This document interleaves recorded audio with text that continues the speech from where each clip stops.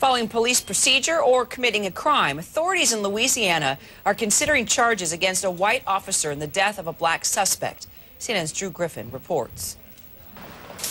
Winfield, Louisiana is just a 45-minute drive from the small town of Gina, where nooses in a tree sparked racial outrage last year over black and white justice in a small Louisiana town.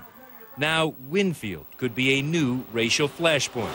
Attorney Carol Powell-Lexing says police racism led to a murder. You think there's a cover-up, or? No doubt. No doubt. Nothing but a cover-up.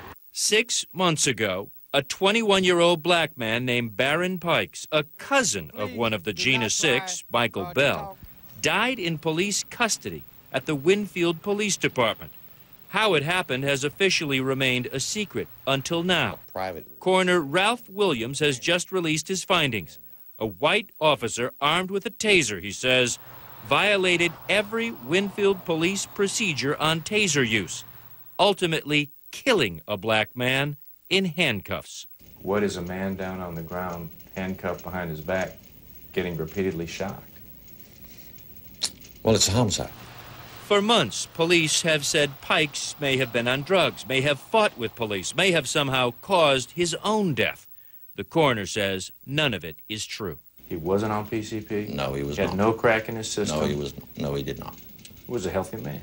Yes.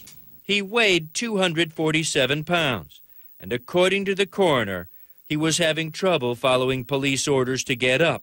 So Officer Scott Nugent pulled out his taser, like this one, and fired. The first shot was fired at 1:37 p.m., and you have 6 shots fired by 1:40. Okay. So in 3 minutes, or less than 3 minutes, actually. That was only the beginning. He was loaded into a patrol car and taken to police headquarters. According to the coroner, when they got here to the police station, Baron Pikes, now in the back seat, handcuffed, already tasered 6 times, wouldn't or couldn't get out of the back seat fast enough for Officer Nugent. So Nugent tasered him again. Shot number 7 is what they call a drive stun. The taser placed directly onto Baron Pikes' right interior chest and fired. And still, it wasn't over. After he got the drive stun to the chest, he was thrown out of the car onto the concrete and then electroshocked 2 more times. Pikes' family has hired attorney Carol Powell-Lexing, who says race played a role in Pikes' death. It is very important to stay vigilant regarding these type of cases on the injustice that's perpetrated on the disadvantaged. I don't see where race caused his death. I don't see where race caused this situation to start. Lieutenant Charles Curry is trying his best to diffuse racial tension, but he can't explain why a black handcuffed suspect was tasered so many times by a white officer. The city council has fired Nugent. He's appealing.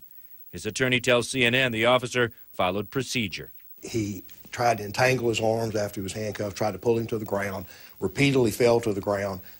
The only thing he could have done other than just say, okay, we're going to let you go, is either beat him or tase him. He did the right thing. Any day now, the district attorney here will decide if Officer Nugent did the right thing or if the death of Baron Pikes was a crime. Drew Griffin, CNN, Winfield, Louisiana.